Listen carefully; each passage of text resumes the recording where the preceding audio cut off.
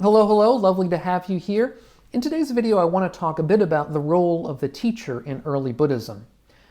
In these videos, I aim to teach about the Dharma of early Buddhism. That's kind of the general aim of my channel. From my particular point of view, my own point of view, whose other point of view can I be using?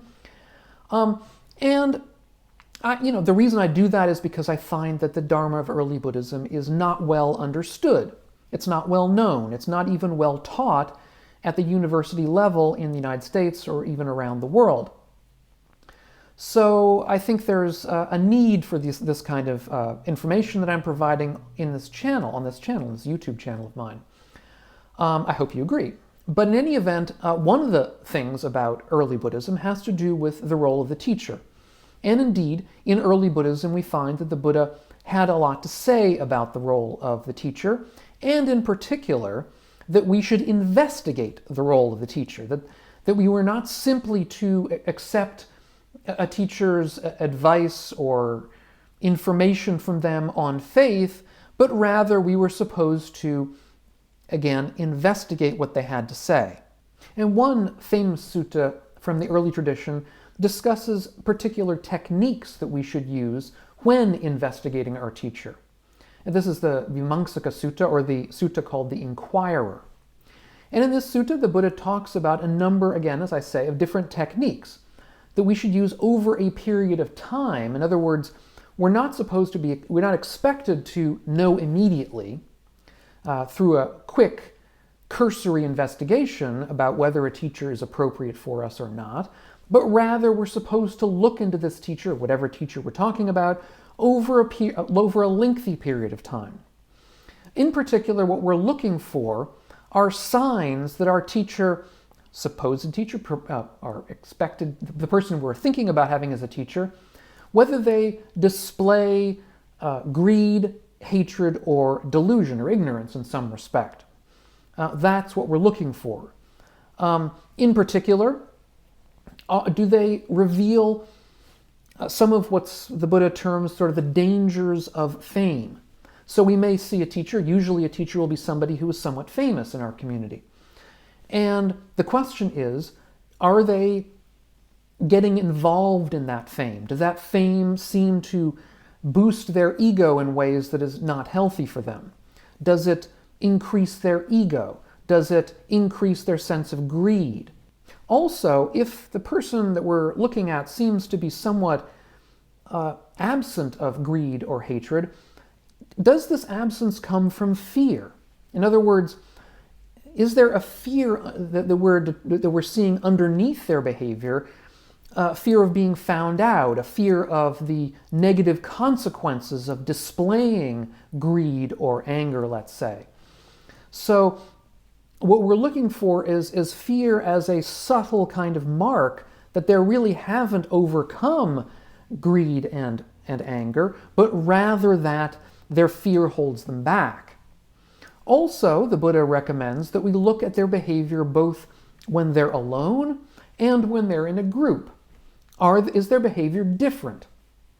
Is there, let's say, perhaps when they're in a group, they don't display greed, they don't display ego, they don't display anger, but when they're alone, then they get greedy, then they get angry, then they get egotistical.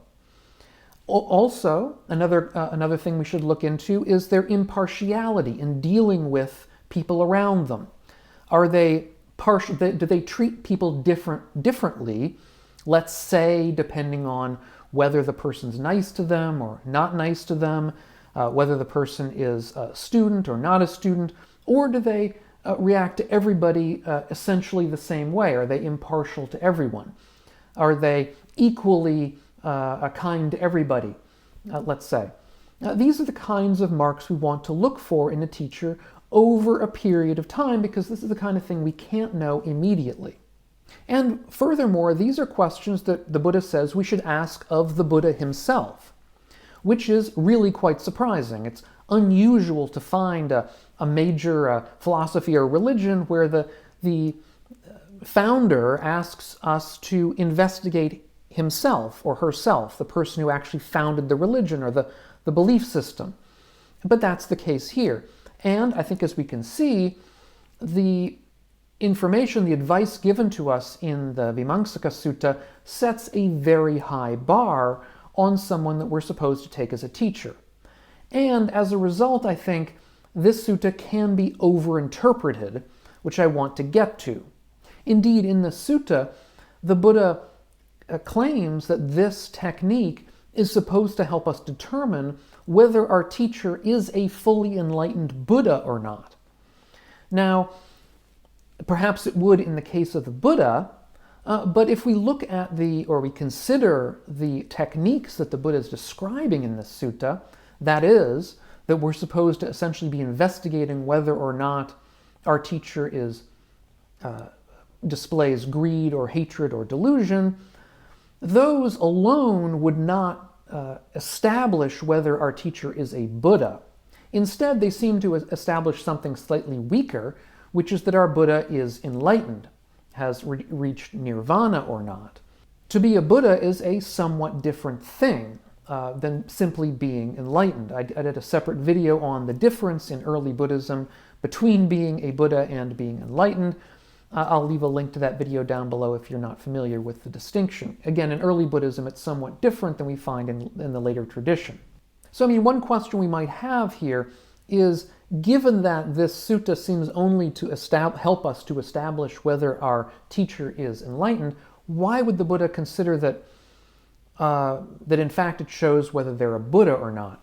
This is a slightly odd feature of this sutta, which I'll return to a bit at the end. But in any event, I want to now return to the question about overinterpretation here, because it might seem as though what the Buddha is saying here is that we should not accept any teacher who is not himself or herself enlightened. That seems to be the message that we're getting. That we investigate the teacher. If they display anything of greed or hatred or delusion, we have to reject them. Therefore, we must reject any potential teacher who's not enlightened. Indeed, I get this every once in a while on my channel. People either asking me if I'm enlightened or saying that I shouldn't be teaching if I'm not enlightened, essentially. And for what it's worth, I've been taught by many teachers, none of whom I consider to be enlightened, and I'm certainly not enlightened myself, so I certainly want to get that out of the way right here. But what's more important is that does not seem to have been the case in the suttas themselves. In other words, it does not seem to have been the case that one has to have been enlightened to teach, even within the early suttas. For one example, several times in the suttas, the Buddha was going to give a Dharma talk, but decided not to because he had a sore back. A back problem seems to have been something that plagued him in his later days. And there's one sutta in which this happens, and so the Buddha suggests that Ānanda, his close attendant, give the Dharma talk in his place. And so Ānanda gives a Dharma talk to a bunch of lay people. It's a Dharma talk on a large number of topics, up to and including enlightenment itself, how we reach the final goal. Now, what's critical to note here is that Ānanda did not become enlightened until after the Buddha's death.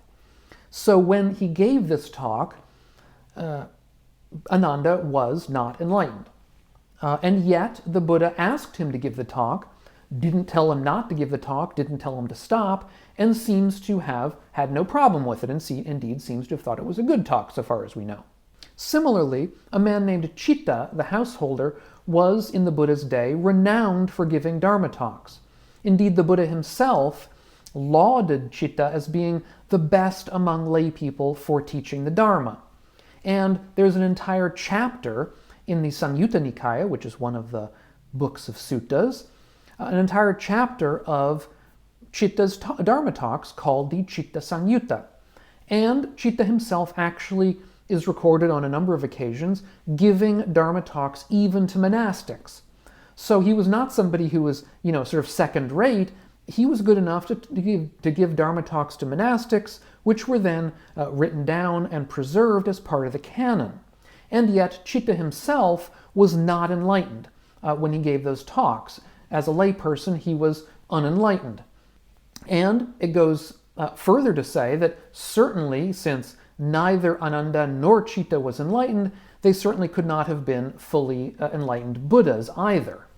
So then what are we to make of the testing that we find in the Vīmaṃsaka Sutta that I began this video talking about? Well, as we'll recall, the Buddha says that this testing is supposed to help us establish whether or not somebody is a fully enlightened Buddha. My feeling is we should take the Buddha at his word for that. And let's return a bit to 5th century BCE India to think about what life was like back then. There was not a well-established philosophy, religion of Buddhism around the world that we all knew about. Instead, the Buddha was one of any number of people claiming to be enlightened, claiming to know the route towards complete liberation by different strategies and different means. And my feeling, therefore, is what the Buddha is saying here is, if you see somebody in front of you claiming to be a Buddha in the sense of claiming to have discovered a new Dharma for the first time and to release it to the world, something that nobody else has heard before, then you have to investigate them in great detail before you're going to accept what they say. In other words, if somebody claims to have found something new, some new Dharma, we should not take it on faith. Instead, we should investigate seriously. However, if we understand the Vīmaṃsaka Sutta in that way, then it makes a difference whether or not we're simply repeating somebody else's words. In the case of Ānanda, in the case of Citta, they were not the people who discovered the Dharma. All they were doing is attempting, as best they could, faithfully to give the Buddha's Dharma to other people as teachers. And in order to do that, it seems, again, from the evidence in the early suttas, we do not need to be enlightened. We simply need to be careful students, honest and careful as best we can to give the Dharma to other people. And I think that still is true today. Indeed, one of my favorite Dharma teachers, a man named Andi and Erik, layperson, not enlightened, when he gives Dharma talks, people will congratulate him on the Dharma and talk about how beautiful this talk that he has given is and how beautiful the information that he has gotten across is.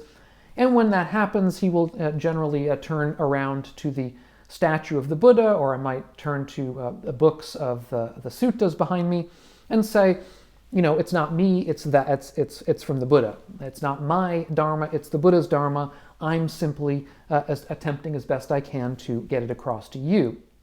And in that vein, I think it's good to consider the case of Citta the householder and how he would teach not only householders but monastics. And as an unenlightened person, but somebody with a great deep knowledge and wisdom. And if you haven't seen it, I did a video on him a while back, and I'll leave a link to that video up here on the screen if you haven't seen it or would like to see it again. So in any event, thanks so much to all of you. If you're getting something out of these videos of mine, consider taking a look over at my Patreon page, which is linked down below, and see if you want to help support the channel and get some fun things in return. You'll find them out if you go to my Patreon page, which is, again, linked down below. Thanks so much, and we'll catch you on the next video. And meanwhile, all of you, be well.